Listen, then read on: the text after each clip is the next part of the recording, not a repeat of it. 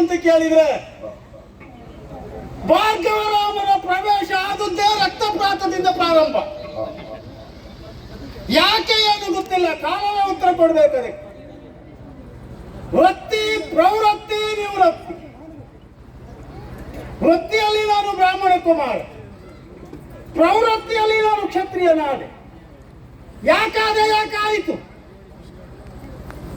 ಸತ್ತು ಹೆಣವಾಗಿ ಬಿದ್ದಿರುವಂತಹ ನನ್ನ ಅಪ್ಪನ ದೇಹದ ಮೇಲೆ ಕಣ್ಣೀರು ಸುರಿಸುತ್ತ, ಗೋಳು ಅಂತ ಕಣ್ಣೀರು ಸುರಿಸುತ್ತಾ ಇರುವಾಗ, ಅವಳ ಕನ್ನಡಿಯ ಕಪಾಲದ ಮೇಲೆ ಕಣ್ಣೀರು ಹರಿಯುವಾಗ ಕಂಡದ್ದು ದುಷ್ಟ ಕ್ಷತ್ರಿಯರ ಅಟ್ಟಹಾಸ, ಅವರದ್ದಾದಂತಹ ದಬ್ಬಾಳಿಕೆ, ದೌರ್ಜನ್ಯ. 21 ವಾರಿಯಲ್ಲಿ ಉದರತಾಡನವನ್ನು ಮಾಡಿಕೊಂಡಾಗ, ಅಮ್ಮ ಯಾವ ನಿನ್ನ ವೈದವಕ್ಕೆ ಕ್ಷತ್ರಿಯರು ಕಾರಣರಾದರು, ಯಾವ ನಿನ್ನ ಅಮಂಗಲಕ್ಕೆ ಶಕ್ತಿಯರು ಕಾರಣರಾದರು, ಅಂತವರೆಲ್ಲರಿಗೂ ತಕ್ಕ ಪಾಠವನ್ನು ಕಲಿಸುತ್ತೇನೆ ಎಂಬ ಹಾಗೆ ಗಂಡು ಕೊಡಲಿಯನ್ನ ಹಿಡಿದು ಅಖಂಡವಾದಂತಹ ಈ ಭೂಮಂಡಲವನ್ನ 21 ಬಾರಿಯಲ್ಲಿ ಸುತ್ತುವರಿಯುವುದರ ಜೊತೆಯಲ್ಲಿ ಇನ್ನು ಬೇಡ ಎಂಬ ಕಾರಣಕ್ಕಾಗಿ ನಿವೃತ್ತಿಯನ್ನ ಹೇಳಿ ಮಹೇಂದ್ರ ಬೆಟ್ಟವನ್ನ ಏರಿಕೊಂಡವ ನಾನಿದ್ದೇನೆ. ಪ್ರಾಪಂಚಿಕವಾದಂತಹ ಈ ವ್ಯವಸ್ಥೆ ಬೇಡ ಅಂತ ನಾನು ಆಚೆ ಹೋದ್ರು ಮತ್ತೊಮ್ಮೆ ನಾನಿಲ್ಲಿ ಕಾಣಿಸಿಕೊಳ್ಳಬೇಕಾದಂತ ಅನಿವಾರ್ಯ ಅಸಹಾಯಕ ಸ್ಥಿತಿ ಕಲ್ಪಿತವಾಯ್ತಲ್ಲ. ನಿಜವಾಗಿ ಹೇಳಬೇಕು ಅಂತಂದ್ರೆ ಇವತ್ತಿನ ದಿವಸ ಈ ವೇದಿಕೆಯಲ್ಲಿ ನಾನು ಬರಬೇಕಾದವ ಅಲ್ಲ. ನನ್ನನ್ನು ಅತಿಥಿಯಾಗಿ ಕರೆದವರೇ ಬೇರೆ ಇದ್ದಾರೆ. ಯಾರು ಅಂತ ಹೇಳಿದ್ರೆ ನಮ್ಮವರೇ ಆದಂತಹ ಶೈಕ್ಯಾವಸ್ಥೆಯ ಹೋತ್ರವಹನಾದಿ ಬ್ರಾಹ್ಮಣರು ಏಕಾಧಾರಿತರಾಗಿ ನನ್ನನ್ನು ಧ್ಯಾನಿಸಿದವಾಗ ಮಹೇಂದ್ರ ಬೆಟ್ಟದಿಂದ ಬರಬೇಕಾದ ನನಗೆ ಅನಿವಾರ್ಯ. ಯಾಕೆ, ಏನಾಯ್ತು ಕೇಳಿದವಾಗ ಅವರು ಹೇಳಿದ್ರು,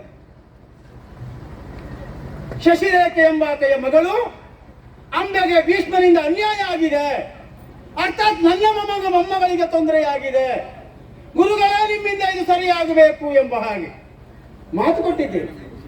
ನನ್ನ ಶಿಷ್ಯನಾದಂತ ಭೀಷ್ಮ ತಪ್ಪು ಮಾಡ್ಲಿಕ್ಕಿಲ್ಲ, ಮಾಡ್ತಾನಂತಾದ್ರೆ ಬಾಣದ ತುದಿಯಲ್ಲಿ ಅವರಿಗೆ ಉತ್ತರವನ್ನು ಕೊಡ್ತೇನೆ ಎಂಬ ಹಾಗೆ ಹೇಳಿ ಸಕಲ ಮುನಿ ಘಡನವನ್ನ ಒಂದುಗೂಡಿಸಿಕೊಳ್ಳುವುದರ ಜೊತೆಯಲ್ಲಿ ಕುರುಕ್ಷೇತ್ರದ ಒಂದು ಭಾಗವಾದಂತಹ ಸಮಂಕಟಾಕ್ಷಿ ಕ್ಷೇತ್ರಕ್ಕೆ ಬಂದಿದ್ದೇನೆ. ಸರಸ್ವತಿ ನದಿಯ ದಂಡೆಯ ಮೇಲೆ ಸಕಲ ಮುನಿ ಘಡನವನ್ನು ಬೀಡುಕೊಟ್ಟಿದ್ದೇನೆ. ನನ್ನ ಸಹವರ್ತಿಯಾದಂತಹ ಅಟ್ಟತವಾಣನನ್ನ ಭೀಷ್ಮನಲ್ಲಿಗೆ ಕಳುಹಿಕೊಟ್ಟಿದ್ದೇನೆ. ಅಂಬ ಪ್ರಕರಣದಲ್ಲಿ ಮದುವೆಯಾಗುವಲ್ಲಿ ಒಕ್ಕೋಳಿನಿಂದ ಬಂದ ಅಂತಾದ್ರೆ ಮುನಿ ದಿಬ್ಬಣವಾದೀತು. ಅಲ್ಲ, ಅವನದಾದಂತ ಹಠವನ್ನೇ ಛಲವನ್ನೇ ಸಾಧಿಸುವುದಕ್ಕೆ ಮುಂದುವರಿದ ಅಂತಾದ್ರೆ ಗಂಡು ಕೊಡಲಿಯನ್ನ ಹಿಡಿದು ಮುನಿ ದಿಬ್ಬಣವಾದೀತು ಎಂಬ ಹಾಗೆ ವಾರ್ತೆಯನ್ನ ಕಳುಹಿದ್ದೇನೆ. ಬರಬಹುದು, ನೋಡೋಣ.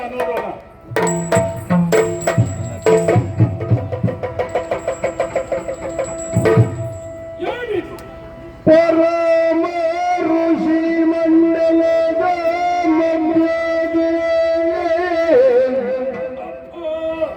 ಪರಮ ಋಷಿ ಮಂಡಲದ ಮಧ್ಯದಲ್ಲಿ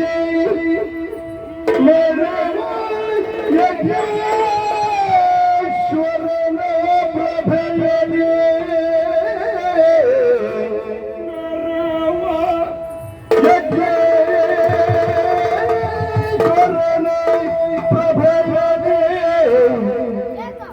ವರಗತ ಮಂಡಲದಿ ಶೋಭಿಪಾಳ ಭಾರ್ಗವೀಶ್ವರನ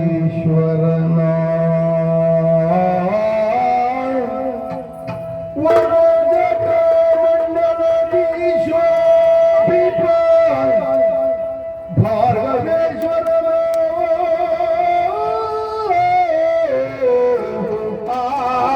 ಭಾರ್ಗವೇಶ್ವರನ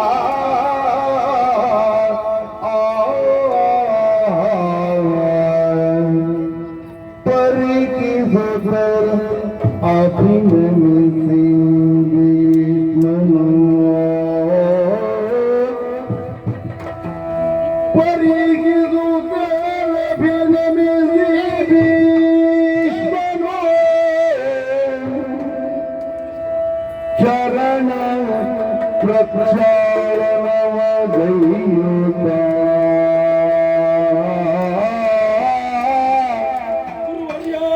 ಚರಣ ಪ್ರಕ್ಷಾಳನವ ಗೈಯುತ್ತ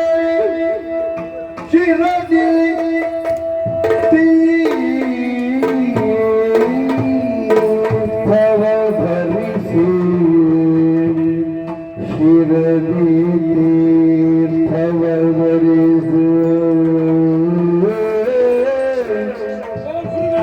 ಏನು ಮಗು?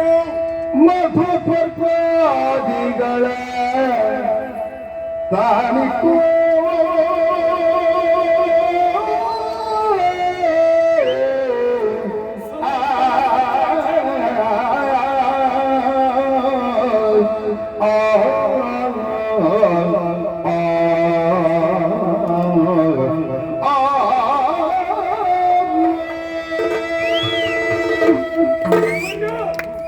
ಕರವಿಡಿದು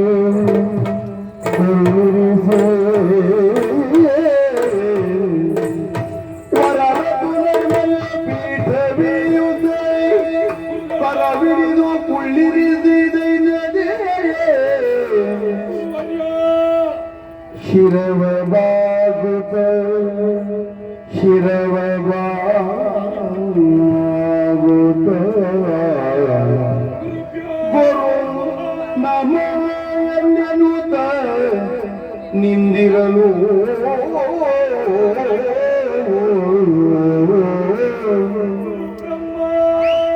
ಗುರು ವಿಷ್ಣು ಮಹೇಶ್ವರ ಪರಬ್ರಹ್ಮ ತಸ್ಮೈ ಶ್ರೀ ಗುರುವೇ ನಮಃ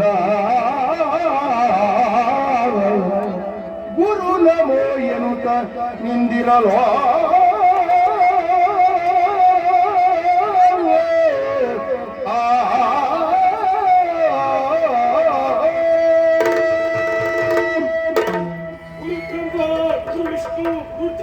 ಮಹೇಶ್ವರ ಗುರು ಸಾಕ್ಷಾತ್ ಪರಬ್ರಹ್ಮ ತಸ್ಮೈ ಶ್ರೀ ಗುರವೇ ನಮಃ.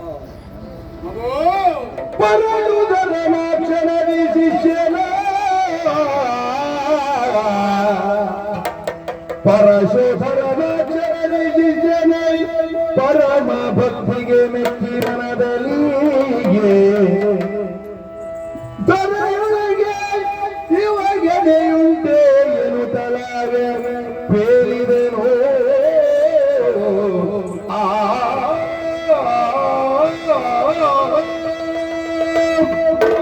ನಮಃ. ದೀರ್ಘಾಯುಷ್ಮಾನ್ ಭವ ಶ್ರೇಯೋ ಮಗು. ಗುರುವರ್ಯ ಕವಿತೆಯೊಂದು ಕಾವ್ಯವಾದಾಗ ಬರೆದವರನ್ನೇ ಬೆರಗುಗೊಳಿಸುವುದು ಗುರು ತಾನು ಕಲಿಸಿದಂತಹ ವಿದ್ಯೆ ತನ್ನ ಶಿಷ್ಯನಲ್ಲಿ ವಿಜೃಂಭಿಸಿದವಾಗ ಅವನಿಗಾಗುವಂತ ಆತ್ಯಂತಿಕವಾದಂತಹ ಸಂತೋಷಕ್ಕೆ ಎಣೆಯೇ ಇರುವುದಿಲ್ಲ ಮಗು, ಎಣೆಯೇ ಇರುವುದಿಲ್ಲ. ವ್ಯಕ್ತಿಯ ಬದುಕು ಏನಿದ್ದರೂ ಕೂಡ ದೇವರ ಮುಂದೆ ಹಚ್ಚಿರುವಂತ ದೀಪದ ಹಾಗೆ ಇರಬೇಕೇ ವಿನಃ ಕೋಣನ ಮುಂದೆ ಬಾರಿಸುವಂತ ಕಿನ್ನರಿಯಾಗ ಆಗಬಾರದು. ಹೂ ಅಂದ್ರೆ ಕತ್ತಲೆ, ರೂ ಅಂದ್ರೆ ಬೆಳಕು. ಕತ್ತಲೆಯಿಂದ ಬೆಳಕಿನೆಡೆಗೆ ಕೊಂಡೊಯ್ಯುವ ಗುರು. ಆದ್ದರಿಂದಲೇ ಅಸತೋಮ ಜ್ಯೋತಿರ್ಗಮಯ ಎಂಬ ಹಾಗೆ ಹೇಳಿತು ಮಗು. ನಾಲ್ಕು ಕಾಲಿನ ಪ್ರಾಣಿಗೆ ತಲೆ ಮುಂದೆ ಕೊಟ್ಟಿದ್ದಾನೆ. ಅದರ ಅರ್ಥ ಪ್ರಾಣಿಗಳ ಬದುಕು ಪ್ರಗತಿಶೀಲವಾದದ್ದು. ಎರಡು ಕಾಲಿನ ಮನುಷ್ಯನಿಗೆ ತಲೆ ಮೇಲೆ ಕೊಟ್ಟಿದ್ದಾನೆ. ಅದರ ಅರ್ಥ ಮನುಷ್ಯನ ಬದುಕು ಪುರೋಗತಿಶೀಲವಾದದ್ದು. ಇಲ್ಲಿ ವಿಚಾರಣೆ, ವಿಮರ್ಶೆ, ಆಧ್ಯಾತ್ಮಿಕ ಚಿಂತನ ಎಲ್ಲವೂ ಅಡಕವಾಗಿದೆ ಮಗು. ಈ ಕುರುಕ್ಷೇತ್ರಕ್ಕೆ ನಾನು ಸಕಲ ಋಷಿ ಗಡನದೊಂದಿಗೆ ಬಂದಿರುವಂತಹ ವರ್ತಮಾನವನ್ನ ಕೇಳಿ ತಿಳಿದಂತಹ ನೀನು ನನ್ನನ್ನ ವಿಧಿಗೊಳ್ಳುವುದಕ್ಕಾಗಿ ಗೌರವಪೂರ್ವಕವಾಗಿ ಭಕ್ತಿಪೂರ್ವಕವಾಗಿ ಈ ಪ್ರದೇಶಕ್ಕೆ ನೀನು ಬಂದವನಿದ್ದಿ. ಬ್ರಾಹ್ಮಣರು ಹಾಗೂ ಗೋವುಗಳನ್ನು ಮುಂದಿರಿಸಿಕೊಂಡು ನಿಮ್ಮ ಸಮೀಪ ಬಂದು ನಿಂತಿದ್ದೆ. ಮಂಗಳಾಂಗಿಯರನ್ನ, ಮಂಗಳ ದ್ರವ್ಯವನ್ನ, ಬ್ರಾಹ್ಮಣರನ್ನ ಹಾಗೂ ಗೋವುಗಳನ್ನ ಮುಂದಿರಿಸಿಕೊಂಡು ಬಂದಿದ್ದಿ. ಮಂಗಳಾಂಗಿಯರ ಕತೆ ಒತ್ತಟ್ಟಿಗಿರಲಿ, ಬ್ರಾಹ್ಮಣರ ಕತೆ ಮತ್ತೊಂದೆಡೆಗಿರಲಿ, ಗೋವನ್ನ ಮುಂದಿರಿಸಿಕೊಂಡು ನೀನು ಬಂದಿದ್ದಿ. ಚತುರ್ದಶ ಅಭುವನ ಪ್ರತೀಕವಾದುದು ಗೋಹು ಮಗು. ಗಾವೋ ವಿಶ್ವಸ್ಯ ಮಾತರಃ.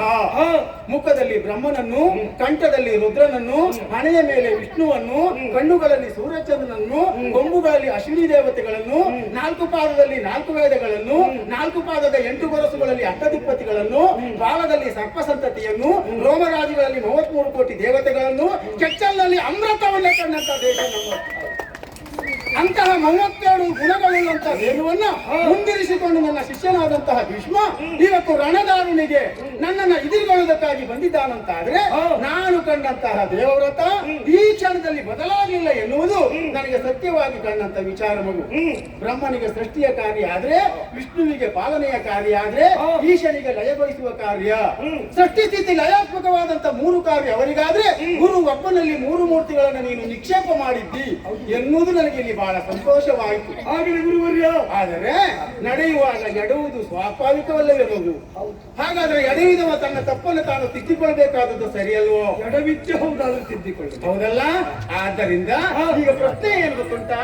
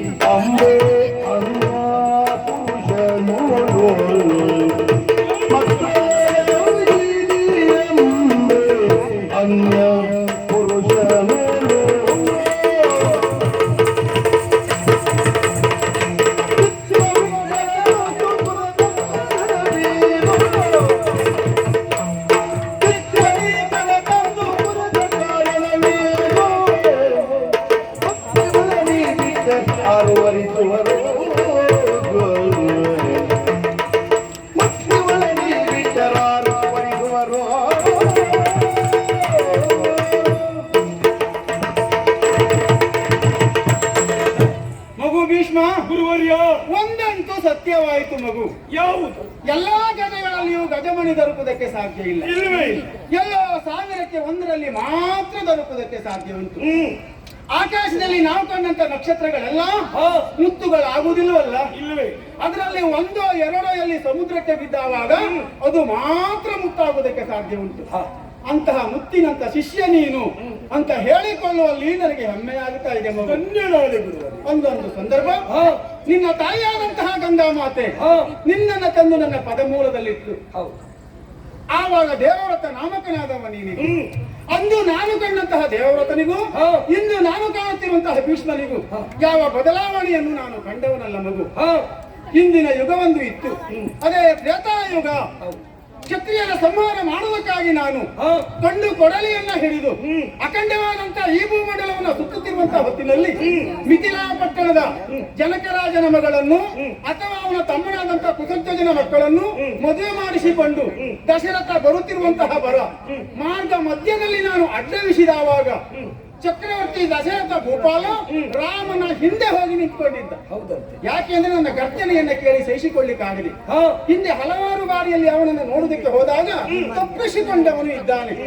ಆಗ ರಾಮನೇ ಮುಂದೆ ಬಂದು ನನ್ನನ್ನು ಎದುರಿಸಿದವಾಗ ಪ್ರಶ್ನೆ ಮಾಡಿದವಾಗ ನೀನೇ ರಾಮ, ಹಾಗಾದ್ರೆ ಈಗಲೇ ನಾನೇ ರಾಮ ಅಲ್ಲ ನಾನೋ ನೀನು ಎನ್ನುವುದು ನಿರ್ಣಯ ಮಾಡೋದಕ್ಕೆ ಹೋದವಾಗ ನನ್ನಲ್ಲಿ ಇರಬಹುದಾದಂತಹ ವಿಶಿಷ್ಟ ಪೂರ್ಣವಾದಂತಹ ವೈಷ್ಣವ ಧನಸ್ಸನ್ನ ಎತ್ತಿದವಾಗ ಅದನ್ನು ಎದೆಯೇರಿಸಿದವ ಅವನಿದ್ದಾನೆ. ಆವಾಗ ಅವನಿಗೆ ಆಶೀರ್ವಾದ ಮಾಡಿದವ ನಾನು. ಇನ್ನು ಮುಂದೆ ನನಗೆ ವಿರಾಮ, ನೀನೇ ಶ್ರೀರಾಮ, ಇನ್ನು ನನಗೆ ಕಾರ್ಯ ಇಲ್ಲ, ನಾನು ಮಾಡುವಂತಹ ಯಾವ ಕಾರ್ಯ ಇದೆಯೋ ಅದೆಲ್ಲವನ್ನು ನೀನೇ ನಿರ್ವಹಿಸಬೇಕು ಮಗು. ಕಾಣುತ್ತಿರುವಂತಹ ಈ ಧರಣಿಗೆ ಇಬ್ಬರು ರಾಮರ ಅಗತ್ಯವಿಲ್ಲ ಎಂಬ ಹಾಗೆ ಒಂದೇ ಪೂರ್ಣ ಅನುಗ್ರಹವನಿಗೆ ಮಾಡಿ ಹೊರಟೋದವ ನಾನು. ಹಾಗಾದ್ರೆ ಮತ್ತೊಬ್ಬ ರಾಮ ಎಂದು ಬರ್ತಾನೆ ಇದು ನನ್ನ ನಿರೀಕ್ಷೆ. ಆದ್ರೆ ವರ್ತಮಾನ ಕಾಲದಲ್ಲಿ ಮತ್ತೊಬ್ಬ ಅಭಿನವ ರಾಮನ ಹುಟ್ಟು ಈ ಹಸ್ತಿನಾವತಿಯಲ್ಲಿ ಆಗಿದೆ ನಿನ್ನ ಕಾರಣದಿಂದ ಎಂಬ ಹೇಳುವಲ್ಲಿ ಬಹಳ ಸಂತೋಷ ನನಗೆ ಆಗ್ತಾ ಇದೆ ಮಗು. ಬಹಳ ಆನಂದವಾಯಿತು.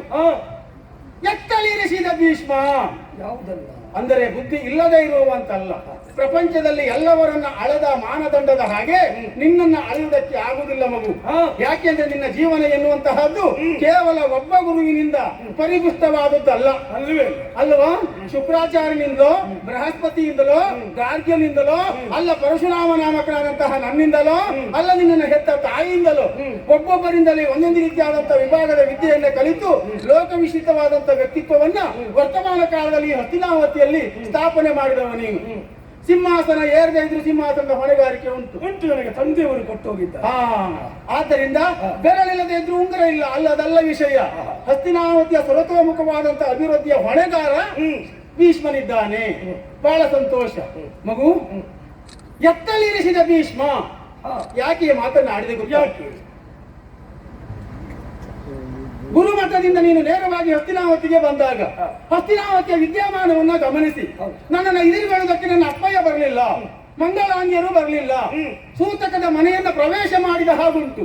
ಯಾಕೆ ಅಂತ ಆತ ಮಂತ್ರಿಯಾದಂತ ಸುನೀತಿಯಲ್ಲಿ ಕೇಳಿದಾಗ ಆತ ಹೇಳಿದ್ದಂತೆ, ಕಾಳಿಂದಿ ನದಿಯ ತೀರಕ್ಕೆ ಹೋಗಿ ಬಂದ ಮೇಲೆ 4 ದಿನದಿಂದ ನಿಮ್ಮ ಅಪ್ಪಯ್ಯ ಓಲಗತ್ತನಾಗಿಲ್ಲ, ಓಲಗ ಕೊಡುವುದಿಲ್ಲ, ಸರಿಯಾಗಿ ಊಟ ತಿಂಡಿಯನ್ನು ಮಾಡುವುದಿಲ್ಲ. ಸೂಕ್ಷ್ಮವನ್ನು ಅರಿತಂತಹ ನೀನು ನೇರವಾಗಿ ಅಪ್ಪ ಇದ್ದಲ್ಲಿಗೆ ಹೋಗಿ ಕೇಳಿದೆಯಂತೆ, ಏನಾಯ್ತು ಅಪ್ಪಯ್ಯ, ಯಾಕೆ ಓಲಗ ಕೊಡುವುದಿಲ್ಲ? ಆಗ ನಿನ್ನ ಅಪ್ಪಯ್ಯ ಹೇಳಿದಂತೆ, ಮಗನೇ, ಒಂದು ಕಣ್ಣು ಕಣ್ಣಲ್ಲ, ಒಬ್ಬ ಮಗನಲ್ಲ. ಆ ಸೂಕ್ಷ್ಮವನ್ನು ಅರಿತುಕೊಂಡು ಕಾಳಿಂದಿ ನದಿಯ ತೀರದೊಳಗೆ ಹೋಗಿ ಅಲ್ಲಿ ಏನು ಬೇಕು ಅವರಿಗೆ ಕೊಟ್ಟು ಅವಳನ್ನ ಕರ್ಕೊಂಡು ಬಂದು ಅಪ್ಪಯ್ಯನಿಗೆ ಮದುವೆ ಮಾಡಿಸಿದವನಿಗೆ ಅಲ್ಲಿ ನೀನು ಮೆರೆದಿತ್ತು ನಿನ್ನ ಭೀಷ್ಮ ಬುದ್ಧಿಯನ್ನ. ಆದ್ರೆ ಅಂಬಾ ಪ್ರಕರಣದಲ್ಲಿ ಕೂಡ ಆ ನಿನ್ನ ಭೀಷ್ಮ ಬುದ್ಧಿಯನ್ನ ನಿಗೂಢವಾಗಿರಿಸಿದ್ದು ಎಂಬ ಕಾರಣಕ್ಕಾಗಿ ಈ ಮಾತನ್ನ ಆಡ್ತಾ ಇರುವುದು ನಾನು. ಮೊನ್ನೆ ದಿನ ಕಾಶಿ ಕ್ಷೇತ್ರಕ್ಕೆ ಹೋದಿಯಂತೆ, ಪಣಕ್ಕೆ ಸೀಮಿತವಾದಂತ ಹೆಣ್ಣು ಮಕ್ಕಳು ಅಂಬಿಕೆ ಅಂಬಾಲಿಕೆ ಪಣವನ್ನು ಮುರಿಯುವುದರ ಜೊತೆಯಲ್ಲಿ ಅಲ್ಲಿರುವಂತ ಅರಸು ಮಕ್ಕಳೆಲ್ಲ ಅವರು ಓಡಿ ಹೋಗಿದ್ದಾರೆ. 3 ನೀನು ಕರ್ಕೊಂಡು ಬಂದಿದ್ದಿ. ಅಂಬಿಕೆ ಅಂಬಾಲಿಕೆಯರನ್ನ ತಮ್ಮನಾದಂತ ವಿಚಿತ್ರ ವೀರ್ಯನಿಗೆ ಮದುವೆ ಮಾಡಿಸಿದ್ದಿ, ಅಂಬೆಯನ್ನ ಮದುವೆ ಮಾಡಿಸಲಿಲ್ಲ ಅಂತ. ಈಗ ಅಂಬೆ ನಿನ್ನಿಂದ ಪರಿಚಯತೆಯಾದವಳು, ಅತ್ತ ಸಾಲ್ವನೂ ಇಲ್ಲ, ಇತ್ತ ನೀನೂ ಇಲ್ಲ, ಅವಳ ಬದುಕು ಎನ್ನುವಂತದ್ದು ಒಂದು ಅತಂತ್ರ ಸ್ಥಿತಿಗೆ ಬಂದು ಮುಟ್ಟಿದೆ. ಆಲೋಚನೆ ಮಾಡು, ಭೀಷ್ಮನೊಬ್ಬ ಕಲ್ಯಾಣ ಮಂಟಕ್ಕೆ ಕಾಲ ಇಡ್ಲಿಲ್ಲ ಅಂತ ಆದ್ರೆ ಗಂಡೊಬ್ಬ ಹೆಣ್ಣಿನ ಕುತ್ತಿಗೆ ತಾಳಿ ಕಟ್ಟುವುದಿಲ್ಲ, ಮಂಗಳವಾದ್ಯ ಮೊಳಗುವುದಿಲ್ಲ. ಅಂತ ಭೀಷ್ಮನ ಮುಂದೆ ಒಬ್ಬಾಕೆ ಇವತ್ತು ಶೋಷಣೆಯ ಸ್ಥಿತಿಯಲ್ಲಿ ಕಣ್ಣೀರು ಹಾಕ್ತಾ ನಿಲ್ತಾಳಂತಾದ್ರೆ ಇದು ಭೀಷ್ಮನ ಧವಳ ಕೀರ್ತಿಗೆ ಒಂದು ಕಪ್ಪು ಚಿಕ್ಕೆ ಹೌದಾ? ಆದ್ರಿಂದ ಮೊನ್ನೆ ತಾನೇ ಕಾಶಿಗೆ ಹೋದದ್ದೇಕೆ, ಹೋದವ ತಂದದ್ದೇಕೆ, ತಂದವ ಬಿಟ್ಟದ್ದೇಕೆ, ಎಲ್ಲದಕ್ಕೂ ಹೇಳ್ತೀಯ ಉತ್ತರ. ಗುರುವರ್ಯ ಕೇಳಿಗೆ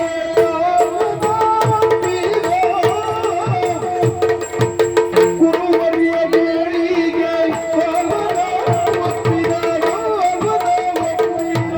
ಪರಿಯಲು ತಿಳಿಯದೆ ನಾನು, ಪರಿಯಲು ತಿಳಿಯದೆ ನಾನು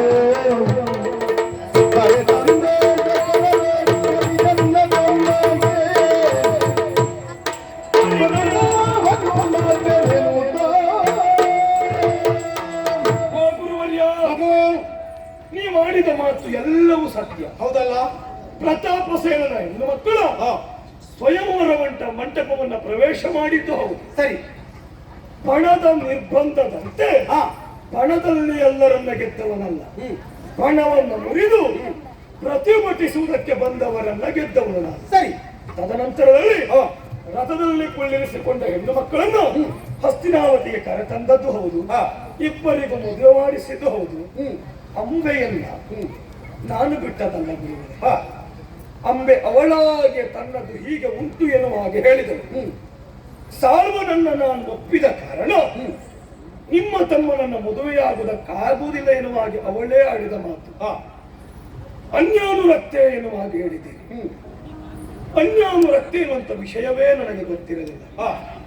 ಈಗ ಅವಳು ಮತ್ತೊಬ್ಬನಿಗೆ ಮನಸ್ಸನ್ನ ಕೊಟ್ಟಿದ್ದ ಹೌದಾದರೆ ಯಾರು ಏನು ಎನ್ನುವ ನಿರ್ಣಯ ಆಗದೆ ಇರುವ ವಿಕ್ರಮದ ವಿನಿಯೋಗದ ಸ್ವಯಂವರ ಮಂಟಪಕ್ಕೆ ಮದುಮಗಳಾಗಿ ಮಾಲಿಕೆಯನ್ನು ಹಿಡಿದು ನಿಂತದ್ಯಾಕೆ ಎನ್ನುವ ಒಂದು ಪ್ರಶ್ನೆ. ಸರಿ, ಆ ಘಟನೆಗಳು ಅಲ್ಲಿ ನಡೆಯದಿದ್ದ ಕಾಲಕ್ಕೆ ಈ 3 ಮಂದಿ ಹೆಣ್ಣು ಮಕ್ಕಳು ಪಣಕ್ಕೆ ಸಮ್ಮತಿಯನ್ನ ಕೊಟ್ಟು ಒಪ್ಪಿ ನಿಂತಿದ್ದಾರೆ ಎನ್ನುವ ಕಾರಣಕ್ಕಾಗಿ ಪಣವನ್ನ ಮುರಿದು ತಂದೆ. ಮತ್ತೆ ಅಲ್ಲಿಗೆ ಹೋಗಬೇಕಾದ ಅನಿವಾರ್ಯ ಕಾರಣ ನಮಗೊಂದುಂಟು. ಚಕ್ರವರ್ತಿಯ ಮನೆತನಕ್ಕೆ ವಿಷಯವೊಂದನ್ನು ಮುಟ್ಟಿಸದೆ ಪ್ರತಾಪಸೇನ ಒಬ್ಬ ಸ್ವಯಂವರ ಮಂಟಪವನ್ನು ಇಟ್ಟುಕೊಂಡಿದ್ದಾನಂತಾದ್ರೆ ಸ್ವತಂತ್ರ ಕ್ಷೇತ್ರ ಕಾಶಿ, ನಮ್ಮದು ಆಕ್ಷೇಪ ಇಲ್ಲ. ಹಾಗಂತ ಸ್ವತಂತ್ರ ಕ್ಷೇತ್ರವನ್ನ ಪ್ರವೇಶ ಮಾಡಿದವರು ಯಾರು? ಹಸ್ತಿನಾವತಿಯ ಚಕ್ರವರ್ತಿ ಪೀಠದ ಸಾಮಂತ ಅರಸು ಮಕ್ಕಳು. ಸರಿ, ಸಾಮಂತ ಅರಸು ಮಕ್ಕಳೆಲ್ಲರೂ ಧೀಮಂತ ನಾಯಕನಿಗೆ ಒಂದು ವಿಷಯವನ್ನು ಮುಟ್ಟಿಸದೆ ವಿಕ್ರಮದ ವಿನಿಯೋಗವನ್ನ ಮಾಡುತ್ತಾ ಇದ್ದಾರೆ ಅಂತಾದ್ರೆ ಆ ವಿಕ್ರಮ ಅಲ್ಲಿ ಒಂದಾದರೆ ಮುಂದೆ ಕೇಂದ್ರಕ್ಕೆ ಆಪತ್ತು ಎನ್ನುವ ಕಾರಣಕ್ಕಾಗಿ ಅವರನ್ನ ದಂಡಿಸುವುದು ಅನಿವಾರ್ಯವಾಯಿತು ಗುರುಗಳೇ. ಹಾಗಾಗಿ ಅಲ್ಲಿಗೆ ಹೋದವ ಬಣವನ್ನ ಮುರಿದೆ ಕರೆತಂದೆ, ಅವಳಾಗೆ ಸಾವನನ್ನು ಒಪ್ಪಿದ್ದೇನೆನ್ನುವಾಗಿ ಹೇಳಿದಳು. ಅವಳ ಮಾತಿನಂತೆ ಸೌಭನಗರಿ ಕಳುಹಿದ್ದೇನೆ. ಇದು ನಾನು ನನ್ನ ತಮ್ಮನಿಗಾಗಿ ತಂದದ್ದರಿಂದ, ತಮ್ಮನನ್ನ ಅವಳು ಒಪ್ಪದ್ದರಿಂದ ಅವಳನ್ನ ಬಿಡಬೇಕು. ತಮ್ಮಗಾಗಿ ತಂದದ್ದ ನೀನು? ತಮ್ಮನಿಗಾದರೂ ಪರಮಾರಿಯರು ನೀನು.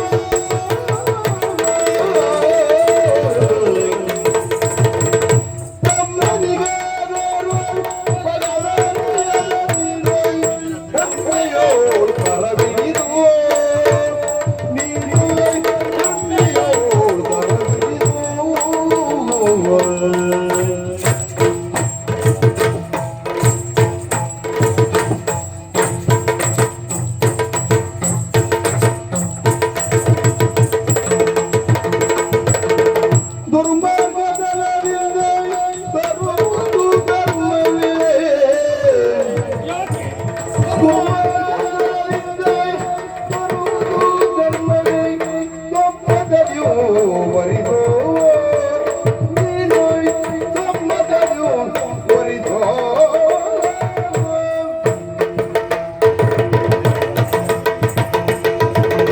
ಮಗು, ತಮ್ಮನಿಗಾಗಿ ತಾನು ತಂದಿದ್ದೇನೆ ಅಂತ ಹೇಳಿದಿರಿ. ತಮ್ಮನಿಗಾಗಿ ತಂದೆ. ಸರಿ, ತಮ್ಮನಿಗಾಗಿ ನೀನು ತಂದಿ.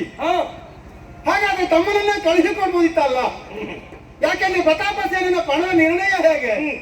ಎಲ್ಲವರನ್ನ ಯಾವಾತ ಒಬ್ಬ ಗೆಲ್ತಾನೋ ಅವನಿಗೆ ತನ್ನ ಮಗಳನ್ನು ಕೊಡುವುದು. ಹೌದು, ಇದು ಅವನ ತೀರ್ಮಾನ, ಪಣದ ವಾಗ್ದಾನ. ಹಾಗಂತ ಚಕ್ರವರ್ತಿ ಪೀಠದಲ್ಲಿರುವಂತ ನಿನ್ನ ತಮ್ಮನಾದಂತಹ ವಿಚಿತ್ರ ವೀರನನ್ನ ಕಳುಹಿಕೊಡದೆ ಸ್ವಕ್ಷೇತ್ರವಾದಂತ ಕಾಶಿ ಕ್ಷೇತ್ರಕ್ಕೆ ನೀನು ಪ್ರವೇಶ ಮಾಡಿ ಕಳುಹಿಕೊಡಬಹುದಿತ್ತು. ವಿಕ್ರಮದ ವಿನಿಯೋಗದ ಮಂಟಪಕ್ಕೆ ನಿಮ್ಮ ಆಗಮನ ಆಗಬೇಕು ಎನ್ನುವ ಹಾಗೆ ಚಕ್ರವರ್ತಿ ವಿಚಿತ್ರ ವೀರನಿಗೆ ಆಮಂತ್ರಣ ಬರಲಿಲ್ಲ. ಹಾಗಿರುವಾಗ ಎಷ್ಟರ ಮಟ್ಟಿಗೆ ಕಳುಹಿಕೊಡುವುದು ಸರಿ? ಮಗು, ಕಾಶಿ ಕ್ಷೇತ್ರ ಯಾರ ಅಧೀನತೆಗೂ ಒಳಪಟ್ಟಂತ ಕ್ಷೇತ್ರ ಅಲ್ಲವೇ ಇಲ್ಲ. ಧಾರ್ಮಿಕ ಕ್ಷೇತ್ರದಲ್ಲಿ ಯಾವುದೇ ರೀತಿಯಾದಂತಹ ಕೋಲಾಹಲವೋ ಗೊಂದಲವನ್ನು ಎಬ್ಬಿಸುವ ಮುಂದು ಮಾಡುವ ಅಧಿಕಾರ ಅಲ್ಲಿ ಯಾರಿಗೂ ಇಲ್ಲ. ಹಾಗಂತ ಕಾಶಿ ಅಂತ ಪುಣ್ಯ ಕ್ಷೇತ್ರದಲ್ಲಿ ಧರ್ಮದರ್ಶಿಯಾದವನಿಗೆ ಇಂತಹ ಒಂದು ರಕ್ತದ ಕಾಲುವೆ ಹರಿಸುವಂತಹ ಇಂತಹ ಒಂದು ದುರ್ಬುದ್ಧಿ ಯಾಕೆ ಬಂತೋ ಅದು ಕಾಲವೇ ಉತ್ತರ ಕೊಡಬೇಕದೆ. ಆ ಕಾರಣದಿಂದಲೇ ಇವತ್ತು ಈ ರೀತಿಯಾದಂತಹ ಹುನ್ನಾರ, ಅಂಬಾ ಪ್ರಕರಣದಲ್ಲಿ ಅಂಬೆಯ ಮದುವೆ ಎನ್ನುವಂತಹದ್ದು ಈ ರೀತಿಯಾದಂತಹ ಹೊಸತಾದಂತಹ ತಿರುವೊಂದನ್ನು ಕೊಟ್ಟಿದೆಯೇ ಏನು ಎನ್ನುವ ಹಾಗೆ ನನಗೆ ಅನಿಸ್ತಾ ಇದೆ. ಆದ್ರೆ ಪರಿಣಾಮದಲ್ಲಿ ವಿಷಯ ಏನೇ ಆಮೇಲೆ ನಡೆದಿರ್ಲಿ, ಹಾಗಂತ ಕಾಶಿಯಿಂದಂತೂ ನೀನು ಅವಳನ್ನು ಕರ್ಕೊಂಡು ಬಂದದ್ದು ಹೌದಲ್ಲ? ಪ್ರಾಮಾಣಿಕವಾಗಿ ಒಪ್ಪಿಕೊಳ್ತೇನೆ ಮಗು, ತಂದದ್ದು ಸತ್ಯ. ಸಂತೆಗೆ ಹೋಗಿ ನಾವು ಅಂಗಡಿಯಲ್ಲಿ ತೆಂಗಿನಕಾಯಿ ವ್ಯಾಪಾರ ಮಾಡಿ ಮನೆಗೆ ತರ್ತೇವೆ. ಮನೆಗೆ ತಂದು ಒಡೆದು ನೋಡುವಾಗ ಅದು ಕೊಳೆದು ಹೋಗಿರ್ತದೆ. ಹಾಗಂತ ಕೊಳೆದು ಹೋದ ಮೇಲೆ ಮತ್ತೆ ಇದು ಸರಿ ಇಲ್ಲ ಅಂತ ಹಿಂದಕ್ಕೆ ಅಂಗಡಿಗೆ ಕೊಡುವ ಯಾವ ನ್ಯಾಯವೂ ಇಲ್ಲ. ಇಲ್ಲವೇ ಇಲ್ಲ, ಹಾಗೊಂದು ಕ್ರಮ ಇಲ್ಲ. ಹಾಗಾಗಿ ನಾನು ಕಾಶಿಯಿಂದ ತಂದ ಅವಳು ಹೇಳಿದ ಮಾತಿನಂತೆ ಅವಳು ಸರಿ ಇಲ್ಲ ಅಂತ ನಾನು ಹೇಳಿಲ್ಲ. ಹಾಗಂತ ನೀವು ಹೇಳಿದ ಹಾಗೆ ತೆಂಗಿನಕಾಯಿಯನ್ನ ಅಂಗಡಿಗೆ ಪುನಃ ಕೊಡುವುದಕ್ಕಾಗುದಿಲ್ಲ ಅಂತ ಹೇಳಿದೆ. ಹಾಗಾಗಿ ನಾನು ಕಾಶಿಗೆ ಪುನಃ ಕಳುಹಿಸ್ತಿಲ್ಲ. ಅವಳು ಸೌಭನಗರಿಗೆ ಹೋಗ್ತೇನೆ ಎನ್ನುವಾಗ ಹೇಳಿದ್ದಾಳೆ. ಸೌಭನಗರಿಗೆ ಕಳುಹಿದ್ದೆ. ಸೌಭನಗರಿಗೆ ಕಳುಹಿಕೊಟ್ಟಿದ್ದಿ. ಹಾಗಾದ್ರೆ ಅಲ್ಲಿ ಅವಳಿಗೆ ಸರಿಯಾದಂತ ಪುರಸ್ಕಾರ, ಮಾನ ಮನ್ನಣೆ ಸಿಕ್ಕಿತಾ? ಅದು ಅವಳಿಗೆ ಬಿಟ್ಟದ್ದು. ಯಾಕೆ? ನನ್ನ ಸಂಪೂರ್ಣ ಹೊಣೆಗಾರಿಕೆಯನ್ನ ನಿನ್ನ ಮೇಲೆ, ಹೆಗಲ ಮೇಲೆ ಇಡುತ್ತಾ ಇದ್ದೇನೆ ಎನ್ನುವಾಗ ನಾ ಹೇಳಿದಾಗಲೂ ವಿಶ್ವಾಸ ನನಗುಂಟು, ನಾನು ಹೋಗ್ತೇನೆ, ನನ್ನನ್ನು ಮದುವೆ ಆಗ್ತಾನೆ ಎನ್ನುವ ಪೂರ್ಣ ಭರವಸೆ ಆಡಿದ್ದರಿಂದ ಅವಳನ್ನು ಒಪ್ಪಿಸಿ. ಮಗು, ಹೆಂಗಸರ ಮಾತು ಮೊಳಕಾಲ ಕೆಳಗೆ ಅಂತ ಒಂದು ವಾಡಿಕೆ ಮಾತು. ನಾನು ಪರಶುರಾಮನ ಶಿಷ್ಯನಾಗಿ ಯೋಚನೆ ಮಾಡಲಿಲ್ಲ. ಅದು ಅಲ್ಲಿ ಇರುವುದು. ಯಾಕೆಂದ್ರೆ ಹಸ್ತಿನಾವತಿ ವ್ಯವಸ್ಥೆಯ ಒಳಗೆ ಮಾತ್ರ ನೀನು ಈಗ ಆಲೋಚನೆ ಮಾಡ್ತಾ ಇದ್ದಿ. ಹಾಗಾದ್ರೆ ವಿಶಾಲವಾದಂತ ಆರ್ಯವರ್ತದಲ್ಲಿ ಇವತ್ತು ಅಂಬೆಯನ್ನ ಕರ್ಕೊಂಡು ಬಂದದ್ದು ನೀನು ಹೌದಾ? ಹೌದು. ಹಾಗಾದ್ರೆ ಪರಿಸ್ಥಿತಿ ಇವತ್ತು ಎಲ್ಲಿವರೆಗೆ ಬಂದು ಮುಟ್ಟಿದೆ ಅಂತಂದ್ರೆ ಹಸಿ ಮಾಂಸವನ್ನ ಬಿಸಿ ಮಾಡಿ ತಿನ್ನಬೇಕೆನ್ನುವಂತ ಒಂದು ಪ್ರಜ್ಞೆ ಇಲ್ಲದೆ ಇರುವಂತ ಏಕಲವ್ಯರು ಕೂಡ ಹಸ್ತಿನಾವತಿ ಅಂಗಳಕ್ಕೆ ಬಂದು ಸುರನದಿ ಸುತನೆ ನೀನು ಅಂತ ಪ್ರಶ್ನೆ ಮಾಡಿದ ಹೌದಾ? ಪ್ರಶ್ನೆ ಮಾಡಿದವನಿಗೆ ಉತ್ತರ ಅಂಬಿನಿಂದಲೇ ಕೊಟ್ಟಿದೆ. ಹಾಗಾದ್ರೆ ಸಾಮಾನ್ಯ ಒಬ್ಬ ಸೊಪ್ಪು ಕೊಟ್ಟಿರುವಂತಹ ಬೆಪ್ಪನು ಹಸ್ತಿನಾವತಿಯ ನ್ಯಾಯಗಂಟೆಯನ್ನು ಬಾರಿಸ್ತಾ ಇದ್ದಾನಂತಾದ್ರೆ ಅಂಬಾ ಪ್ರಕರಣದಲ್ಲಿ ಭೀಷ್ಮನ ವ್ಯಕ್ತಿತ್ವ ಎನ್ನುವಂತಹದ್ದು ಎಷ್ಟರ ಮಟ್ಟಿಗೆ ಪಸರಿಸಿದೆ ಎನ್ನುವುದು ಇದನ್ನ ನಾವು ಗಮನಿಸಬೇಕಾದಂತ ವಿಷಯ. ಹಾಗಂತ ತಲೆ ಕೆಡಿಸಿಕೊಂಡು ಎಲ್ಲರಿಗೆ ಉತ್ತರ ಕೊಡುವುದಕ್ಕೆ ಇದ್ದವ ಭೀಷ್ಮನಲ್ಲ. ಎಲ್ಲರಿಗೂ ಉತ್ತರ ಕೊಡದೇ ಇದ್ರು ತಂದವಳಿಗೆ ಸರಿಯಾದಂತ ನ್ಯಾಯವನ್ನು ದೊರಕಿಸಿಕೊಡ್ಬೇಕಾದದ್ದು ನೀನು ಹೌದಾ? ಗುರುಗಳೇ, ಏನು ಮಗು? ತಂದವಳು ಹಾ. ಅನ್ಯಾಯ ಆಗಿದೆ ನನಗೆ ನ್ಯಾಯ ಕೊಡಿಸಿ ಎನ್ನುವ ಹಾಗೆ ಮೊದಲು ನನ್ನನ್ನು ಹೇಳಿದ್ದಲ್ಲ. ಹಾ. ನಾನು ಇಂಥದ್ದೊಂದು ಪ್ರಕರಣದಲ್ಲಿ ಭಾಗಿಯಾಗಿದ್ದೇನೆ, ಹಾ. ಪರಿಹಾರವನ್ನ ನಾನೇ ಕಂಡುಕೊಳ್ತೇನೆ ಎನ್ನುವ ಹಾಗೆ ಹೊಣೆಗಾರಿಕೆಯನ್ನು ಅವಳ ಹೊತ್ತು ಹೋದ ಮೇಲೆ ಹಾ. ಮತ್ತೆ ನನ್ನಲ್ಲಿ ಎಲ್ಲಿ ಉಂಟು ಆ ಹೊಣೆಗಾರಿಕೆ? ನಿನ್ನ ಹೊಣೆಗಾರಿಕೆಯನ್ನು ನೀನು ಆರಂಭದಲ್ಲಿ ಒಂಚೂರು ತಪ್ಪಿದೆ ಮಗು. ಎಲ್ಲಿ ತಪ್ಪಿದ್ದು? ಬಂದ ದಾರುಣೀಶರೆಲ್ಲರನ್ನು ಬಡಿದು ಓಡಿಸಿದ ಮೇಲೆ ಹೌದು. ಅಲ್ವಾ? ಆವಾಗ ಪ್ರತಾಪ ಸೇನ ಹೇಳಿದ, ಹಾ. ಕನ್ನಯ್ಯರ ಕೈ ಹಿಡಿದು ಭೀಷ್ಮನ ಎನ್ನ ಕುಲ ಕೋಟಿಯನ್ನು ಉತ್ತರಿಪುದು. ಆಗ ನೀನು ಹೇಳಿದಿ ನಿನ್ನಿಷ್ಟವೋ ಮನ ಬಂದಂತೆ ಮಾಡುವಂತ ಅವ ಹೇಳಿದ. ಅಪ್ಪ ಹೇಳಿದ. ಅಲ್ಲಿ ಒಂದು ಮಾತು ಆಡ್ಬೇಕಿತ್ತು. ಏನಂತ? ನನ್ನ ಮಾತೆಲ್ಲಾದ್ರೂ ಕೇಳದೆ ಇದ್ದು ಏನು ಮಾಡುದು ಪ್ರತಾಪ ಸೇನ ಅಂತ ಹೇಳಿದ್ದೆ ಇದ್ರೆ ಪ್ರಕರಣ ಇಷ್ಟು ಮುಂದೆ ಉದ್ದ ಆಗುವುದೇ ಇಲ್ಲ ಇಲ್ಲ ಇಲ್ಲ, ಉತ್ತರ ಅಲ್ಲೇ ಉಂಟು. ಹಾ. ಕನ್ನಯ್ಯರ ಕೈ ಪಿಡಿದು ಎಲ್ಲ ಕುಲ ಕೋಟಿಯ ಉತ್ತರಿಪುದು. ಹಾ. ಇನ್ನು ನಿಮ್ಮ ಇಷ್ಟದಂತೆ. ಹಾ. ಮತ್ತೆ ಕೇಳಬೇಕಾದ ಅಗತ್ಯ ಇಲ್ಲ. ನನ್ನ ಇಷ್ಟದಂತೆ. ಹಾ. ಅವಳು ಕೇಳಿದಕ್ಕೆ ಇಷ್ಟದಂತೆ ಬಿಟ್ಟು ಕೊಟ್ಟಿದ್ದೆ. ಇಷ್ಟದಂತೆ ಎನ್ನುವುದರ ಅರ್ಥ ಭೀಷ್ಮನಂತವನ ಕೈಗೆ ತನ್ನ ಮಗಳು ಸೇರಿದ ಮೇಲೆ ಅವಳ ಬದುಕು ಹಸನಾಗ್ತದೆ ಎನ್ನುವುದು ಪ್ರತಾಪ ಸೇನನ ಒಂದು ಪ್ರಮುಖವಾದಂತ ಆಶಯ ಅದು. ಅದೇ ಹೌದಾದರೆ ಹಾ. ಭೀಷ್ಮನ ಕೈ ಸೇರಿದ ಮೇಲೆ ಹಾ. ಭೀಷ್ಮನ ಎಣಿಕೆ ಅಂತ ಹೆಣ್ಣು ಮಕ್ಕಳ ಬದುಕಾಗಬೇಕು. ಹಾ. ಇಬ್ಬರು ಹೆಣ್ಣು ಮಕ್ಕಳ ಬಾಳು ಹಾಳಾಗ್ಲಿಲ್ಲ. ಹಾ. ಇಬ್ಬರು ಒಪ್ಪಿ ಸಂತೋಷದಿಂದ ಇದ್ದಾರೆ. ಅವಳಾಗಿ ಹಾಳು ಮಾಡಿಕೊಂಡರೆ ಹೊಣೆಗಾರ ಭೀಷ್ಮನಲ್ಲ. ಹೊಣೆಗಾರ ನೀನೇ ಆಗ್ಬೇಕು. ಯಾಕೆ? ಯಾಕೆ ಅಂತ ಹೇಳಿದ್ರೆ ಕಾಶಿಯಿಂದ ಕರೆ ತಂದವ ನೀನಾಗಿದ್ದಿ. ಹೌದು, ಕರೆ ತಂದದ್ದು ಹೌದು ಗುರುಗಳೇ. ಈಗ ಕರೆ ತರುವಾಗ ಅನ್ಯಾನುರಾಕ್ತಿ ಅಂತ ಗೊತ್ತಿಲ್ಲ ನನಗೆ. ಗೊತ್ತಿಲ್ಲದೆ ಇದ್ದ ಮೇಲೆ ಅದಕ್ಕೆ ಪ್ರಾಯಶ್ಚಿತ್ತ ಪರಿಹಾರ ಎರಡು ನಾವೇ ಮಾಡಿಕೊಳ್ಬೇಕು. ಇಲ್ಲ, ಪರಿಹಾರ ಕಂಡುಕೊಂಡು ಆಗಿದೆ. ಈ ಪರಿಹಾರ ಅವಳಾಗಿ ಸೂಚಿಸಿ ನೀನು ಮಾಡಿದ ಪರಿಹಾರ ಸರಿಯಾಗಿಲ್ಲ ಮಗು. ಗುರುಪೀಠ ಹೇಳ್ತಾ ಇದೆ ಇಲ್ಲಿ. ಅಲ್ಲ, ಯಾಕೆ ಸರಿಯಾಗಿಲ್ಲ? ಸರಿ ಮಾಡುದು ಯಾಕೆ? ಪ್ರತಾಪ ಸೇನ ಹೇಳಿದವನಿದ್ದಾನೆ, ಶಶಿಕುಲ ದರಸರು ಅರಿಯದ ದರದಲ್ಲಿ ಪರಿಣಯ ಗೈಬೇಕು ಅಲ್ವಾ? ಹಸ್ತಿನಾವತಿಗೆ ಲೇಖನ ಕೊಡಬಾರ್ದು ಅಂತ ಹೇಳಿದ್ದು ಪ್ರತಾಪ ಸೇನ. ಈಗ ಅಪ್ಪ ಮಾಡಿದಂತ ತಪ್ಪಿಗೆ ಮಕ್ಕಳಿಗೆ ಶಿಕ್ಷೆ ಕೊಡುದು ಸರಿಯಾ? ಈಗ ನೀನು ಮಾಡಿದ್ದು ಹೇಗಾಯ್ತು? ಪ್ರತಾಪ ಸೇನ ಮಾಡಿದಂತ ತಪ್ಪಿಗೆ ಅಂಬೆಗೆ ಇವತ್ತು ಶಿಕ್ಷೆ ಕೊಡಬೇಕಾದಂತ ಪರಿಸ್ಥಿತಿ ಬಂತು. ಇಲ್ಲ ಇಲ್ಲ ಗುರು, ಯಾಕೆ? ಪ್ರತಾಪ ಸೇನ ಮಾಡಿದ ತಪ್ಪಿಗೆ ಮಕ್ಕಳಿಗೆ ಶಿಕ್ಷೆ ಕೊಡುವುದಾದರೆ ಅಂಬಿಕೆ ಅಂಬಾಲಿಕೆಗೆ ಶಿಕ್ಷೆ ಆಗಬೇಕಿತ್ತು. ಅವರಿಗೆ ಶಿಕ್ಷೆ ಆಗಿದೆಯಾ? ಹಾಗಾದ್ರೆ ಅಂಬೆಗೆ ಶಿಕ್ಷೆ ಯಾಕೆ? ಮದುವೆಗೆ ಮುನ್ನಾ ದಿನವೇ ಅಂಬೆ ಮಾಡಿದ ತಪ್ಪಿನಿಂದ ಅಂಬೆಗೆ ಶಿಕ್ಷೆ ಆಯಿತು. ಭೀಷ್ಮ ಶಿಕ್ಷೆ ಕೊಟ್ಟದಲ್ಲ, ಅಂಬೆ ಮಾಡಿದ ತಪ್ಪಿಗೆ ಅಂಬೆಯ ಶಿಕ್ಷೆ ಅನುಭವಿಸ್ತಾ ಇದ್ದಂತೆ. ಅದಕ್ಕೆ ನಿಮ್ಮ ಶಿಷ್ಯ ಹೊಣೆಗಾರ ಅಂತ ಹೇಳಿಬಿಡಿ. ಹಾಗಲ್ಲ ಮಗು. ಯಾಕೆಂದ್ರೆ ಅಲ್ಲಿಂದ ಕರ್ಕೊಂಡು ಬಂದವ ನೀನು. ವಿಷಯ ಸ್ವಲ್ಪ ಆಲೋಚನೆ ಮಾಡು. ಒಂದು ನಿನ್ನ ತಾಯಿಯಾದಂತ ಸತ್ಯವತಿಯನ್ನ ಕಂದನಿಂದ ಮದುವೆ ಮಾಡಿಸಿಕೊಂಡು ಬರುವುದಕ್ಕೆ ಹೋಗುವಾಗ ನೀನು ಏನೆಲ್ಲ ಪರಿಕರಗಳ ವ್ಯವಸ್ಥೆಯನ್ನು ಹಿಡ್ಕೊಂಡು ಹೋಗಿದ್ದಿ? ಬ್ರಾಹ್ಮಣರನ್ನು, ಮಂಗಳಾಂಗಿಯರನ್ನು, ಅದಕ್ಕೆ ಬೇಕಾದುದನ್ನು ಅಲ್ಲ, ಅವಳನ್ನು ನಿನ್ನ ಅಪ್ಪಯ್ಯನಿಗೆ ಮದುವೆ ಮಾಡಿಸುವಲ್ಲಿ ನಿನ್ನ ಜೀವನವನ್ನು ಮುಡಿಪಾಗಿಟ್ಟವ. ಹೌದಾ? ಆ ನಂತರದಲ್ಲಿ ಇಂದು ಈ ಕುರುಕ್ಷೇತ್ರಕ್ಕೆ ಸಮಂತಕ ಕ್ಷೇತ್ರಕ್ಕೆ ನನ್ನನ್ನು ಎದುರುಗೊಳ್ಳುವುದಕ್ಕೆ ನೀನು ಬಂದಂತ ಪರಿಯಾದರೂ ಹೇಗೆ? ಒಬ್ಬ ಗುರುವಾದವನನ್ನ ಶಿಷ್ಯನಾದವ ಹೇಗೆ ಎದುರುಗೊಳ್ಳಬೇಕು ಅಷ್ಟು ಗೌರವದಿಂದ ಆದರಾತಿಥ್ಯದಿಂದ ಬಂದಿದ್ದಿ. ಹೌದಲ್ಲ? ಹಾಗಾದ್ರೆ ಇವತ್ತು ಸೌಭಾಗ್ಯ ಸಾರ್ವಹಿತಲ್ಲಿಗೆ ಅವಳನ್ನು ಕಳುಹಿಕೊಡುವಾಗ ಏನು ಹಸ್ತಿನಾವತಿಯಲ್ಲಿ ಒಂದು ರಥಕ್ಕೂ ಬರಗಾಲ ಆಗಿತ್ತ? ರಥದಲ್ಲಿ ಕಳುಹಿಸುವುದು ಬೇಡ. ಯಾಕೆ? ಬ್ರಾಹ್ಮಣರ ಮುಖಾಂತರ ವ್ಯವಸ್ಥೆ ಮಾಡಿಯೇ ಕಳುಹಿದ್ದೇನೆ. ಬ್ರಾಹ್ಮಣರ ಮುಖಾಂತರ ವ್ಯವಸ್ಥೆ ಮಾಡುವುದಲ್ಲ, ಹೋಗಿ ನೀವು ಸಾಲವನ್ನೆಲ್ಲ ರಟ್ಟೆ ಹಿಡಿದು ಕೇಳಬೇಕಾಗಿತ್ತು. ಗುರುಗಳೇ, ನಿಮ್ಮಲ್ಲೇ ಕೇಳ್ತೇನೆ. ಈಗ ಬ್ರಾಹ್ಮಣರನ್ನು, ಮಂಗಳಾಂಗಿಯರನ್ನು ತಂದೆ ಯಾಕೆ? ನೀವು ನನಗೆ ಗುರುಗಳು. ಮತ್ತೆ ಆ ಸತ್ಯವತಿಯನ್ನ ಇಲ್ಲಿಗೆ ತರುವಾಗ ಯಾಕೆ ಅದೇ ವ್ಯವಸ್ಥೆಯಲ್ಲಿ ಹೋದೆ? ಅಂತರಂಗದಲ್ಲಿ ಅವಳನ್ನ ನಮ್ಮ ಅಪ್ಪ ಹೆಂಡತಿ ಅಂತ ಒಪ್ಪಿದ್ದಾರೆ. ನನ್ನ ತಾಯಿಯ ಸ್ಥಾನದಲ್ಲಿ ಅವರಿದ್ದಾರೆ. ಗುರುವಿಗೆ ಕೊಟ್ಟ ಗೌರವ ತಾಯಿಗೂ ಕೊಟ್ಟು ತಾಯಿಯನ್ನ ಕರೆತಂದಿದ್ದೇನೆ. ಇವಳನ್ನ ಗುರುವಾಗಿ ಕಂಡದ್ದು ಅಲ್ಲ, ತಾಯಿಯಾಗಿ ಕಂಡು ನಾ ತಂದದಲ್ಲ. ನನ್ನ ತಮ್ಮನಿಗೆ ಹೆಂಡತಿಯರು ಆಗಬಹುದಾ ಎನ್ನುವಾಗಿ ಅಮ್ಮನಿಗೆ ಪ್ರಶ್ನೆ ಇಟ್ಟಾಗ ಅಮ್ಮ ಒಪ್ಪಿ ಆಶೀರ್ವಾದ ಮಾಡಿದ್ದು. ಹಾಗಾಗಿ ಕರೆತರುವುದಕ್ಕೆ ನನ್ನ ರಥವನ್ನೇ ಕೊಂಡು ಹೋಗಿ ರಥದಲ್ಲಿ ಕುಳ್ಳಿರಿಸಿ ತಂದಿದ್ದೇನೆ ಗುರುಗಳೇ. ಸರಿಯಪ್ಪ, ನಿನ್ನಪ್ಪಯ್ಯ ಮಾನಸಿಕವಾಗಿ ಒಪ್ಪಿದ್ದಾನೆ, ಅದು ಒಪ್ಪುವಂತ ವಿಷಯವೇ. ಆಗಲಿ ಬಿಡು.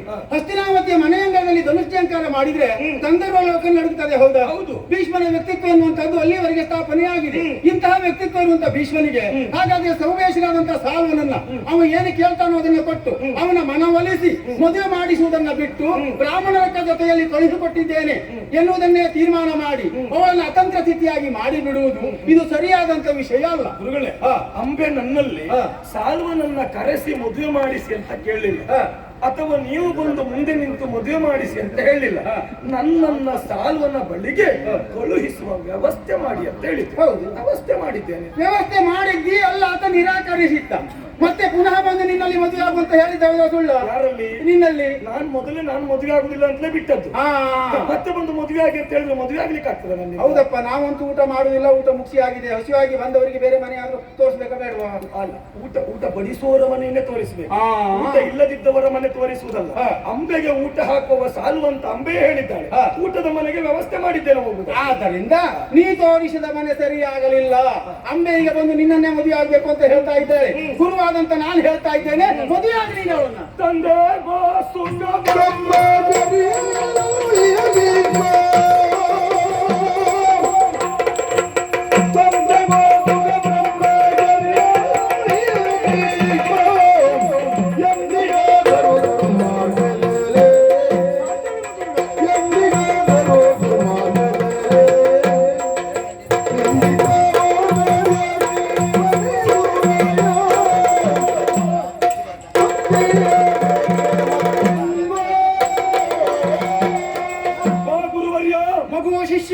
ನೀವು ಮದುವೆಯಾಗಬೇಕೆನ್ನುವಾಗ ಹೇಳಬಹುದು.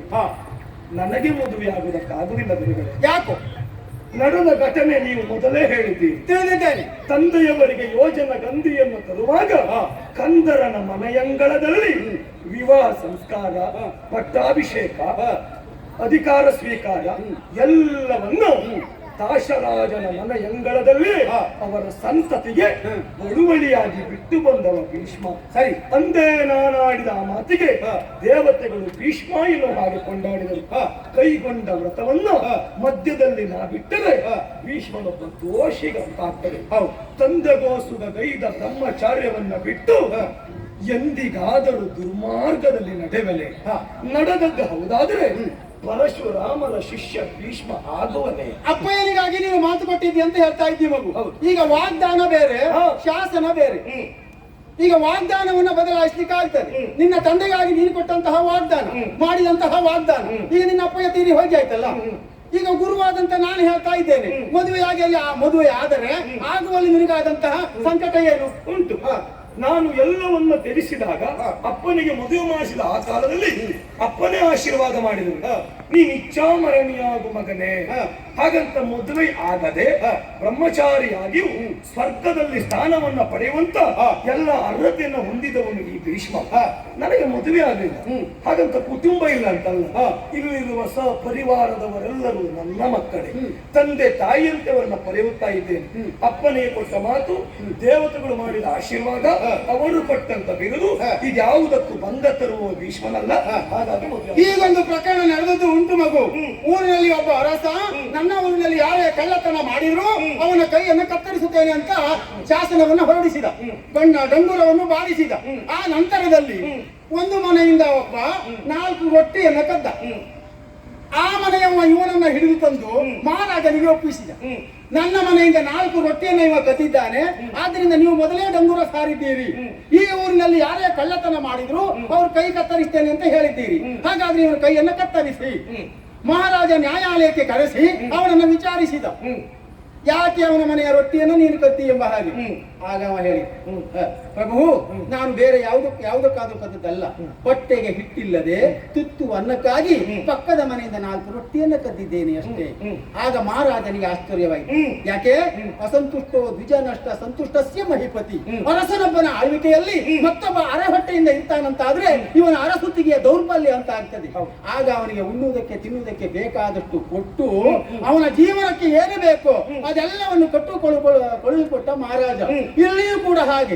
ಆವತ್ತು ನಿನ್ನ ಅಪ್ಪ ಇಚ್ಛಾಮರಣಿ ಅನ್ನುವಂತ ವರ ಕೊಟ್ಟಿದ್ದ, ಇವತ್ತು ಒಂದು ಹೆಣ್ಣಿಗೆ ಬಾಳ್ ಕೊಟ್ಟಿ ಅಂತ ಆದ್ರೆ ಆ ಲೋಕದಲ್ಲಿಯೇ ಉಳಿದು ನಿನಗೆ ಆಶೀರ್ವಾದ ಮಾಡ್ತಾನೆ. ಒಂದು ಕೆಲಸ ಮಾಡುವ ಗುರುಗಳೇ, ಏನು? ಈಗ ವಿಚಾರಣೆ ಅರಸನಲ್ಲೇ ಹೋದದ್ದು.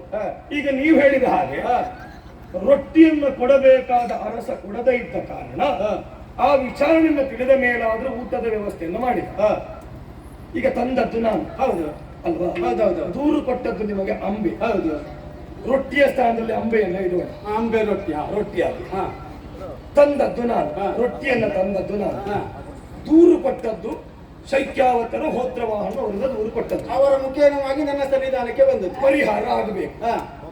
ಈಗ ನನಗೆ ತಿನ್ಲಿಕ್ಕೆ ಆಗುದಿಲ್ಲ, ನನಗೆ ಮದುವೆ ಆಗ್ಲಿಕ್ಕೆ ಆಗುದಿಲ್ಲ. ನೀವು ಹೇಳಿದ ಹಾಗೆ ಕದ್ದು ತಂದವನಿಗೆ ಶಿಕ್ಷೆ ಅಲ್ಲ, ವ್ಯವಸ್ಥೆ ಮಾಡಿದ್ದು ಅರಸೇನು ವಿಚಾರವನ್ನು ನೀವು ಮಾಡ್ತಾ ಇದ್ದೀರಿ. ನನಗಂತೂ ಮದುವೆ ಆಗ್ಲಿಕ್ಕೆ ಆಗುದಿಲ್ಲ. ಅಂಬೆ ಕಷ್ಟ ನಿಮಗೂ ನೋಡ್ಲಿಕ್ಕೆ ಆಗುದಿಲ್ಲ. ಇಲ್ಲಪ್ಪ, ನೀವೊಂದು ಮನಸ್ಸು ಮಾಡಿದ್ರೆ ಸಂಪೂರ್ಣ ಖರ್ಚು ಹಸ್ತಿನಾಗುತ್ತೆ. ಏನು ಶಿಷ್ಯನಿಗಾಗಿ ನಾನು ಏನ್ ಮನಸ್ಸು ಮಾಡ್ಬೇಕು? ಅಲ್ಲ, ಅಂಬೆಗೆ ಮದುವೆ ಇಲ್ಲ, ನಾನಂತೂ ಮದುವೆ ಆಗುದಿಲ್ಲ. ಅಂದ್ರೆ ನೀನ್ ಆಗುದಿಲ್ಲ ಅಂದ್ರೆ ಅರ್ಥ ಎಂತದ್ದು? ಅಲ್ಲ, ನೀವಲ್ಲಿ ಅರಸನೇ ವ್ಯವಸ್ಥೆ ಮಾಡಿದಲ್ವ? ನೀನು ಭಾವದಲ್ಲಿ ವ್ಯಕ್ತಪಡಿಸಬೇಡ, ಧ್ವನಿಯಲ್ಲಿ ವ್ಯವಸ್ಥೆಪಡಿಸು. ಅಂದ್ರೆ ನಾನು ಆಗ್ಬೇಕು ಅಂತ ಹೇಳುದ ನೀನು? ಅದು ನೀವು ಬುದ್ಧಿವಂತರು ಸ್ವಾಮಿ, ತಿಳಿಬೇಕು. ಹಾಗಾದ್ರೆ ಒಂದು ಕೆಲಸ ಮಾಡು, ನಾನು ಮದುವೆ ಆಗುದಕ್ಕೆ ಅಂಬೆ ಒಪ್ಪಿಯಲ್ಲ, ಅಲ್ಲದು ನೀವು ಅವಳು ಒಪ್ಪಿಸೋ ಕೆಲಸ ನಿಂದು. ಇದಾಗ್ತದೆ ನಿನ್ನ ಹತ್ರ? ಯಾವುದು? ನಾನು ಮದುವೆ ಆಗುದಕ್ಕೆ ಅವಳು ನಿನ್ನನ್ನೇ ಮದುವೆ ಆಗ್ಬೇಕಂತ ಹೇಳ್ತಾ ಇದ್ದಾಳೆ. ಅವಳು ನಾನು ಬೇಕಾದದ್ದಲ್ಲ. ಈಗ ನಾನು ಮದುವೆ ಆಗುದಿಲ್ಲ. ಈಗ ನಾನು ಮದುವೆ ಆಗುದಿಲ್ಲ, ನಾನು ನಿಮಗೆ ದೂರು ಕೊಡ್ಲಿಲ್ಲ. ನೀವು ಪ್ರಕರಣ ಯಾರಲ್ಲಿ ಕೇಳಿ ಬಂದದ್ದು? ಅಂಬೆಯಲ್ಲೇ ಕೇಳಿ ಬಂದಿದ್ದಲ್ಲ? ಹೌದು. ಹಾಗಾದ್ರೆ ಅಂಬೆಯಲ್ಲೇ ಕೇಳಿ ತೀರ್ಮಾನ ಮಾಡುವುದು ಉತ್ತಮ ಅಂತ. ಅಂಬೆಯಲ್ಲಿ ಕೇಳಿ ತೀರ್ಮಾನ ಮಾಡುವುದಲ್ಲ, ತೀರ್ಮಾನ ಏನು ಅಂತ ಈಗ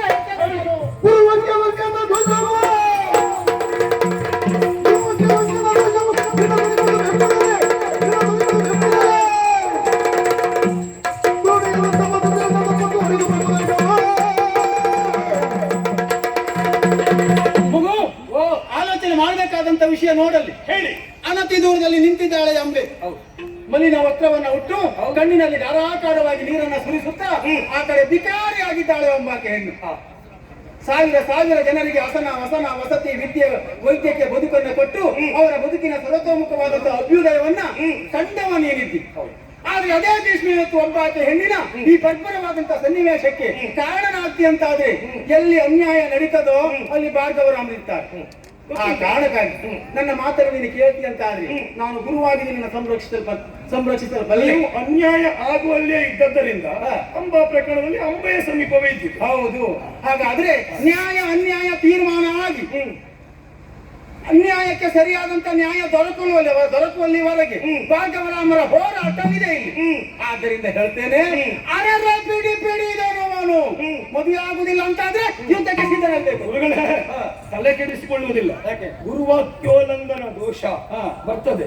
ಅದು ದೋಷ ಬಂದ್ರೆ ಮತ್ತೆ ಅದಕ್ಕೆ ಪರಿಹಾರ ಮಾಡ್ಕೊಳ್ಬೇಕಾಗ್ತದೆ. ಇಲ್ಲದೆ ಇದ್ರೆ ನಿನ್ನ ಸಂಪತ್ತೆಲ್ಲ ಧನ ಕನಕ ವಸ್ತು ಒಡವೆ ವಾಗಿ ಇದೆಲ್ಲವೂ ವ್ಯಯವಾಗಿ ಹೋಗುತ್ತದೆ. ಬೆದರುವ ಪಟನಲ್ಲ, ಭಯಕೋಪ ತಾಪಗಳು ಯಾವುದು ನನಗಿಲ್ಲ. ನೀವೇ ಯೋಚನೆ ಮಾಡಿ.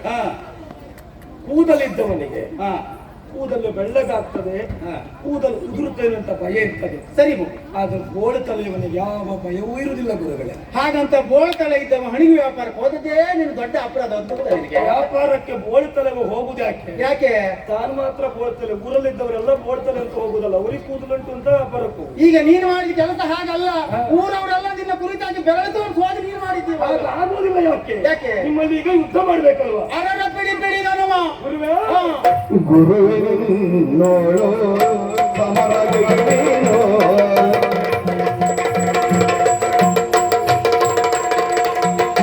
ಗುರುವಿನ ನೋಡೋ ಸಮರವೇನೋ ಹರಸೋ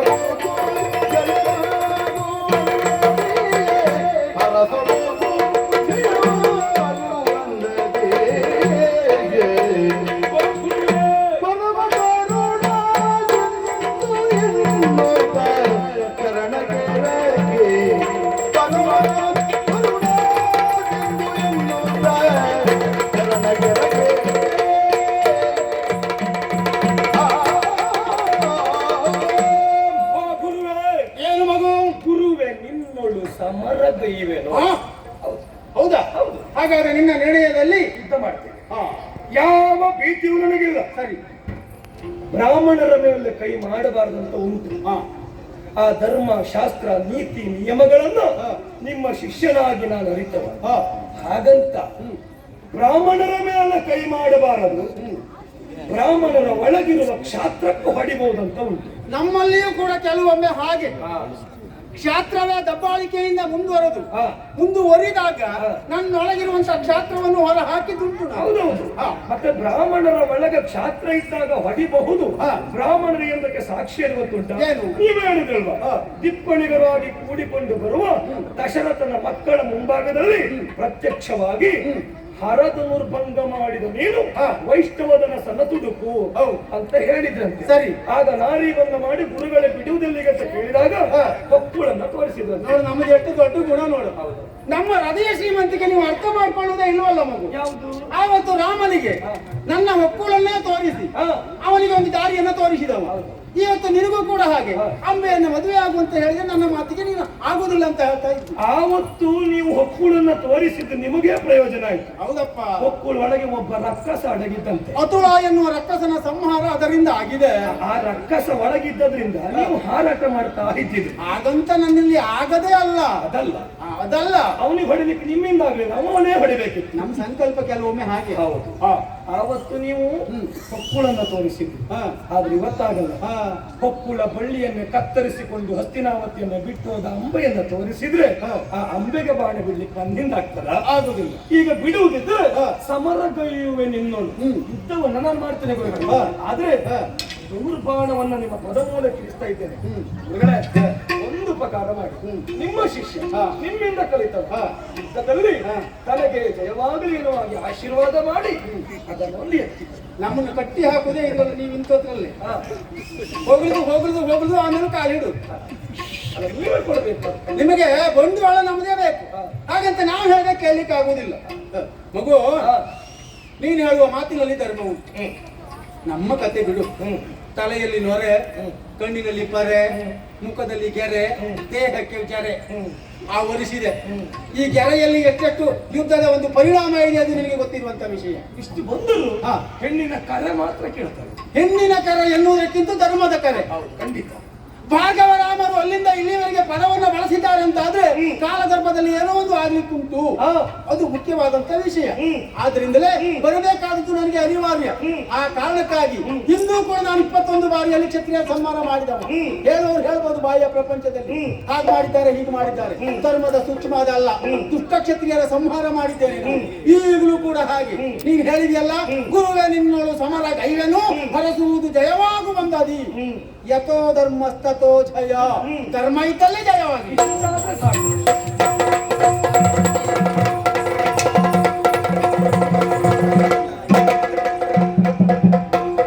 ಪರಮ ಶಿಷ್ಯನೇ ನಿನ್ನ ದುರಕೆ ಮೆಚ್ಚಿದೆ ನಾನು. ಪರಮ ಶಿಷ್ಯನೇ ನಿನ್ನ ದುರಕೆ ಮೆಚ್ಚಿದೆ ನಾನು.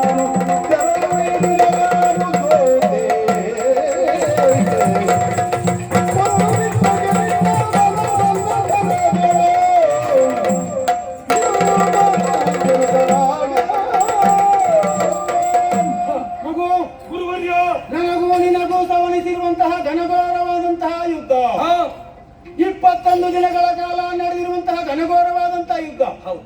ಬೆಳಗ್ಗೆ ಸೂರ್ಯೋದಯಕ್ಕೆ ಸರಿಯಾಗಿ ಸೂರ್ಯಾಸ್ತಮದವರೆಗೂ ಮುಖಾಮುಖಿಯಾಗಿ ನಾವು ಯುದ್ಧದಲ್ಲಿ ತೊಡಗಿಕೊಂಡ್ರು.